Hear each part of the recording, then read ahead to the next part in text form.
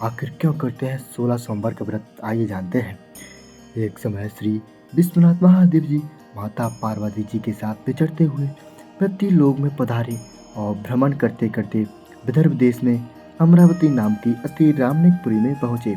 वह पुरी अमरापुरी के सदस्य सर्व प्रकार के सुखों से परिपूर्ण थी।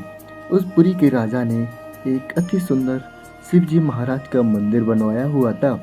उसी मंदिर में श्री महादेव जी अपनी धर्मपत्नी माता पार्वती जी के साथ निवास करने लगे। एक समय पार्वती जी ने अपने पति की प्रसन्नचित देखकर मन बहलाने की इच्छा से उनसे चौसर खेलने का आग्रह किया। श्री महादेव जी ने अपने प्राण प्यारी की बात को मानकर चौसर खेलना प्रारंभ किया। उसी समय उस मंदिर का पूजा के निमित्त मंदिर में आया और श्री पार्वती जी ने उस पुजारी ब्राह्मण से प्रश्न किया कि इस चौसर की बाजी में किसकी जीत होगी।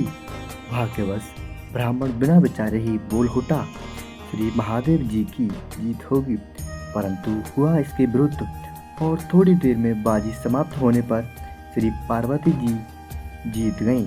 इस पर पार्वती जी को ब्राह्मण के झूठ बोलने के कारण बहुत अत्यधिक क्रोध आया और उसको श्राप देने के लिए तैयार हो गईं। यद्यपि महादेव जी ने पार्वती जी को बहुत समझाया, परंतु उन्होंने कुछ भी ना मानकर ब्राह्मण को कोढ़ी होने का श्राप दे ही डाला। कुछ दिनों पश्चात पार्वती जी के श्रापवश वह ब्राह्मण कोढ़ी हो गया और अनेक प्रकार के कष्टों को भोगने लगा। जब इस प्रकार उसको कष्ट भोगते हुए बहुत दिन हो गए तो एक दिन स्वर्ग की अप्सराएं श्री शिव जी की पूजा करने के लिए उस मंदिर में आईं और पुजारी जी को सारे शरीर के कोढ़ से दुखी देखकर भयाभाव से पूछा तो ब्राह्मण ने विनाश की वह श्री शिव जी और पार्वती जी के चौसर खेलने तथा पार्वती जी के श्राप देने की सब कथा उनको सुनाई। तब अप्सराएं यह सब कथा सुनकर कहने लगी कि हे ब्राह्मण, अब तुमको अधिक दुख नहीं उठाना पड़ेगा। भगवान शंकर की कृपा से तुम्हारे सब दुख दूर हो जाएंगे। तुम सब व्रती में उत्तम व्रत पोषण सोमवार व्रत की विधि को अप्सराओं से पूछने लगा।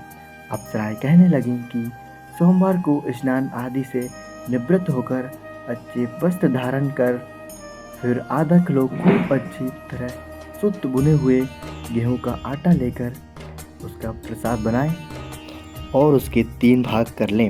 फिर चंदन, अक्षत, नैवेद्य, पुण्योफल, बेलपत्र, यज्ञोपवीत आदि द्वारा प्रदोष काल में शंकर भगवान की पूजा भक्ति करके श्रद्धा से आप इस पाप से मुक्त हो सकते हैं।